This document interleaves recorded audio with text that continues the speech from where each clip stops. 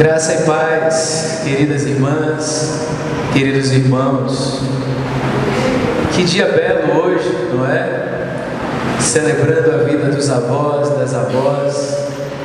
Que beleza! Contando com a presença dos avós e das avós que estão aqui hoje. Que alegria! Relembrando também dos avós e das avós que já partiram, mas que deixaram um legado muito especial, lembranças, afetos, ensinamentos, inspiração para as nossas vidas. Que beleza! Olha como estão bonitas aquelas flores, não é?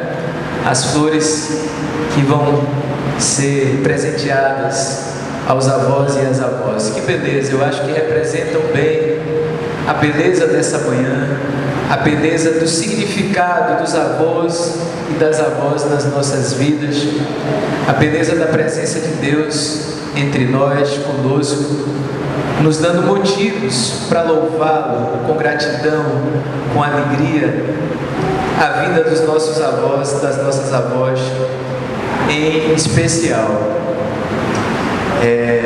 Eu louvo a Deus inclusive por ter a minha avó aqui, não é? Dos seus 94 anos, vivíssima, resistindo, dando testemunho da sua fé, sempre presente aqui na igreja, dando essa inspiração para todos e todas nós, não é? Não só para os netos e netas, mas para toda a comunidade, não é?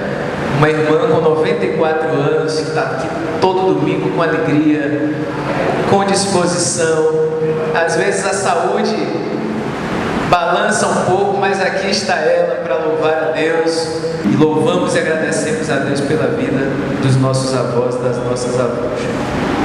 O texto de hoje encontra-se em Mateus, capítulo 14, versículos 13 a 21, e que diz assim: Quando soube da morte de João Batista, Jesus partiu e foi de barca para um lugar deserto e afastado. Mas, quando as multidões ficaram sabendo disso, saíram das cidades e o seguiram a pé. Ao sair da barca, Jesus viu grande multidão, teve compaixão deles e curou os que estavam doentes. Ao entardecer, os discípulos chegaram perto de Jesus e disseram: Este lugar é deserto e a hora já vai adiantar. Despede as multidões para que possam ir aos povoados comprar alguma coisa para comer. Mas Jesus lhes disse: Eles não precisam ir embora. Vocês é que têm de lhes dar de comer. Os discípulos responderam: Só temos aqui 5 pães e 2 peixes. Jesus disse: Tragam isso aqui. Jesus mandou que as multidões se sentassem na grama. Depois, pegou os 5 pães e os 2 peixes, ergueu os olhos para o céu, pronunciou a bênção, partiu os pães e os deu aos discípulos. Os discípulos distribuíram às multidões. Todos comeram, ficaram satisfeitos e ainda recolheram 12 cestos cheios de pedaços que sobraram. O número dos que comeram era mais ou menos 5.000 homens, sem contar mulheres e crianças. Amém.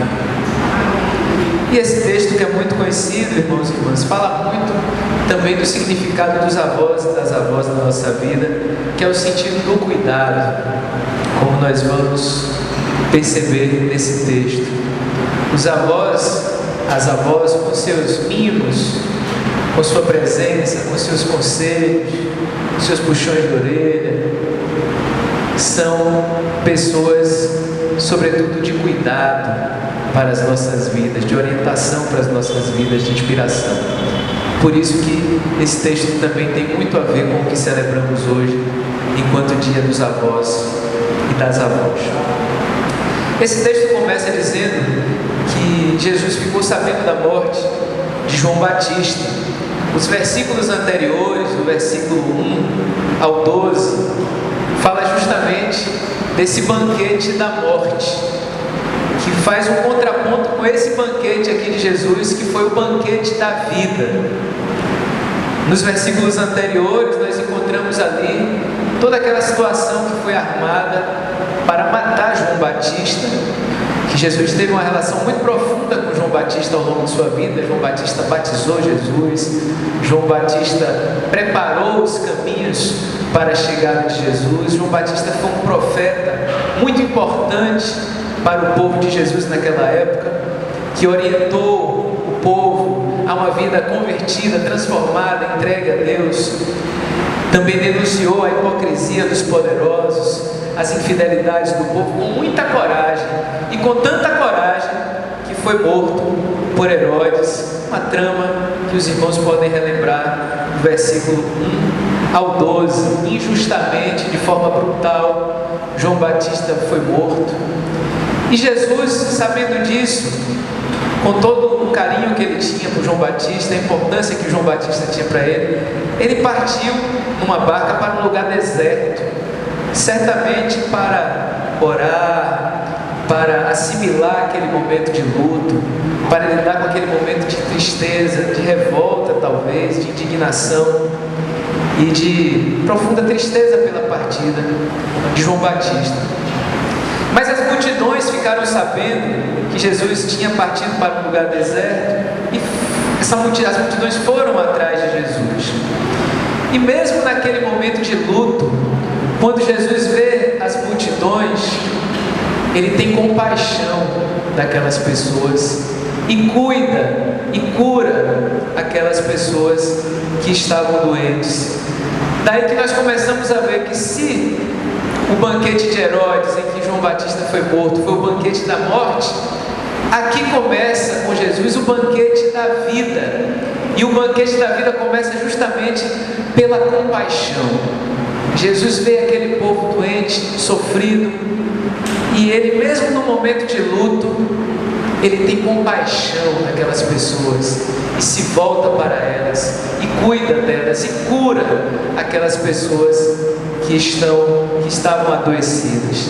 O banquete da vida, em contraponto ao banquete da morte, da injustiça, da violência, da mentira, em que João Batista foi morto, aqui no banquete da vida começa pela compaixão. Diante dos que sofrem, Jesus tem compaixão e cura. O banquete da vida é espaço e tempo de compaixão, de cuidado, de cura.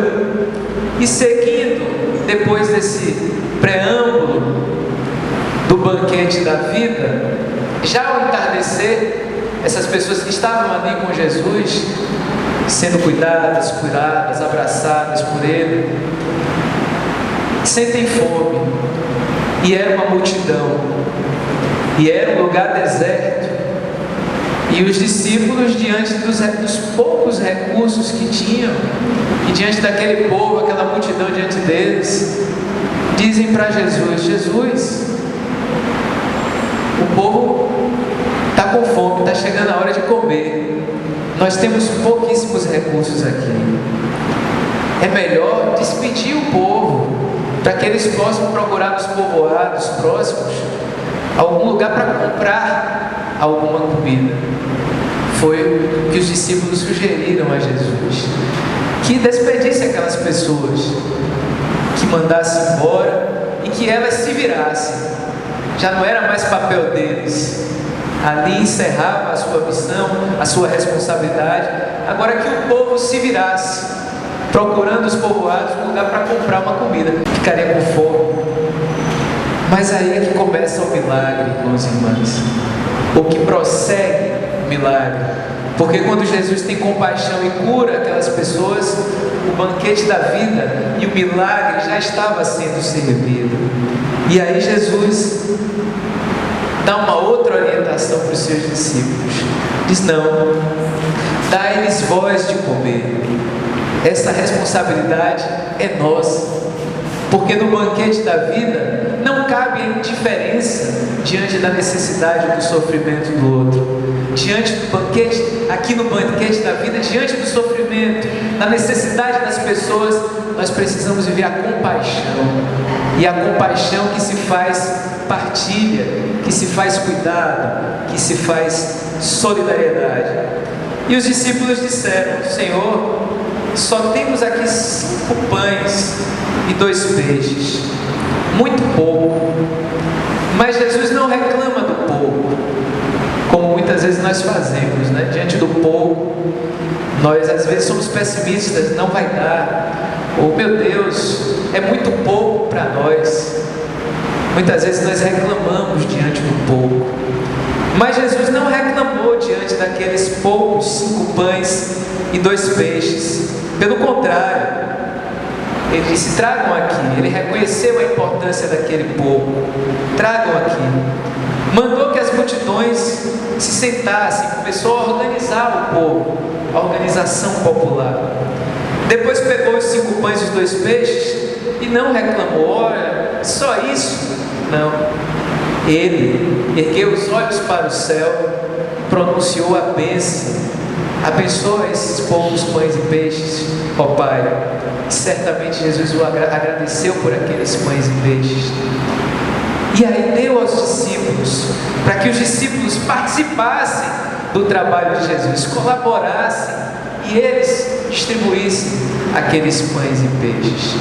E aí se dá o milagre da partilha, o milagre da solidariedade, porque a partir da gratidão e da palavra de bênção, aquele pouco, quando dividido, se multiplicou. Porque essa é a matemática do reino de Deus, irmãs e irmãos. É diferente do capitalismo, né? No capitalismo se acumula, se acumula, se acumula, e às vezes alguma migalha se joga aqui e ali. Mas na matemática do reino de Deus, não é acumular, acumular, é dividir para multiplicar. Na época da ditadura militar no Brasil, o economista da época dizia: nós precisamos fazer crescer o bolo. Depois que o bolo crescer, nós vamos dividir. O bolo terminou não sendo dividido. A concentração de renda aumentou, as injustiças, a fome e assim por diante. A proposta de Jesus é muito diferente. Não é aumentar o bolo para um dia dividir. Não, é dividindo que esse bolo se multiplica. É dividindo que os pães e peixes foram se multiplicando, de modo que todos comeram, ninguém ficou com fome, todos ficaram satisfeitos. E não houve desperdício. O que sobrou encheu 12 cestos dos pedaços que sobraram. Todos tiveram sua necessidade atendida, ninguém ficou com fome. E não houve desperdício. O que restou foi guardado para ser utilizado depois. Essa é a matemática, é a economia do reino de Deus que Jesus está revelando aqui nesse milagre dos pães e dos peixes. É o milagre da compaixão, é o milagre da solidariedade, é o milagre da partilha. E aí o reino de Deus está sendo manifesto. Os irmãos e irmãs lembram que daqui a pouco vamos celebrar a Santa Ceia? Há muita semelhança desse texto com a Santa Ceia, porque Jesus, na noite que foi traído, ergueu os olhos e, tendo dado graças, repartiu o pão e o vinho. Ali também Jesus agradece pelo pão e o vinho, e ali partilha o pão e o vinho. E como diz a música de Daniel do Amaral, ao partilhar o pão e o vinho, a refeição que era servida é minha vida. Ao partilhar o pão e o vinho, Jesus estava partilhando a sua própria vida e o reino de Deus com seus discípulos e discípulas. Aqui no milagre dos pães e peixes também era a sua vida que ele estava partilhando junto com aqueles poucos pães e peixes que foram multiplicados pelo milagre da compaixão, o milagre da solidariedade, irmãos e irmãs. E é importante lembrar também que a mesa, esse momento de partilha, comer junto, sempre foi algo central na missão de Jesus. Comer junto sempre foi algo sagrado na missão de Jesus. Esse foi um dos momentos Em vários momentos Jesus sentou à mesa para comer com as outras pessoas, inclusive pessoas que eram discriminadas, os publicanos, os pecadores. Ele se sentava à mesa para evangelizar, para servir a palavra, para promover o reino de Deus, porque o reino de Deus é representado pelo comer juntos. Quando nós lembramos do texto da Santa Ceia, diz que fazemos isso em memória de Jesus até que Ele venha. E lá em Apocalipse, quando encontramos os textos sobre o reino de Deus, o fim dos tempos e o reinado eterno, é um grande banquete, é o banquete da vida eterna. Então o comer juntos é sempre um símbolo e uma experiência desse reino de Deus, que é uma experiência da mesa compartilhada, em que ninguém fica de fora, em que ninguém passa fome, como foi aqui nesse milagre, em que ninguém é preterido ou discriminado, mas pode se sentar como eram os pecadores e publicanos, se sentavam à mesa para que Jesus partilhasse a sua palavra de vida, de transformação, de alegria. A comensalidade, o comer juntos é sagrado, irmãos e irmãs. E não é à toa que Jesus deixou como memorial justamente um sacramento que fazemos à mesa. O pão e o vinho partilhado a partir da mesa é esse memorial, esse sacramento, que ao mesmo tempo fazemos memória, experimentamos no presente e vislumbramos a grande mesa eterna do reino de Deus. Comer juntos é sagrado, porque aí não só partilhamos o alimento é importante, alimentar o corpo é importante, o corpo é templo do Espírito, mas junto com o alimento, quando comemos juntos, vivemos a comensalidade em Jesus Cristo, partilhamos também a atenção com o outro, porque na mesa compartilhamos as dores, as alegrias, as nossas histórias, como compartilhamos aqui no nosso momento do lanche. A mesa é um lugar de partilhar a vida, as alegrias, as tristezas, os desafios, as vitórias, a nossa caminhada. A mesa é lugar de partilhar a vida. A mesa é lugar de partilhar a atenção com o outro, a escuta do outro. A mesa é o lugar da comunhão, é o lugar do abraço, do aconchego. A mesa tem esses sentidos, irmãos e irmãs, além do pão material, pão espiritual que é repartido quando comemos juntos com afeto, com alegria, com paz, com fraternura. Essa é a mesa que Jesus continua nos convidando a viver, o comer juntos, o partilhar, que tem a dimensão da solidariedade, que tem a dimensão do cuidado, que tem a dimensão da escuta, da atenção, a dimensão da comunhão. A refeição que é servida é minha vida dada em favor de vocês.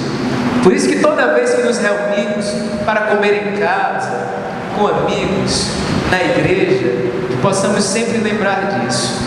Toda vez em que nos reunimos, ali é um lugar sagrado em que Jesus também está, nos chamando a partilhar o alimento e a partilhar a vida.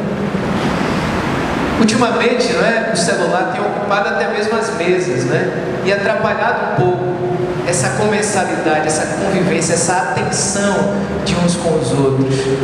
Tem um pensador que diz que hoje uma das coisas mais subversivas e revolucionárias que a gente pode fazer é desligar a tela, desligar o celular, prestar atenção no outro e escutar o outro, partilhar com o outro a nossa vida.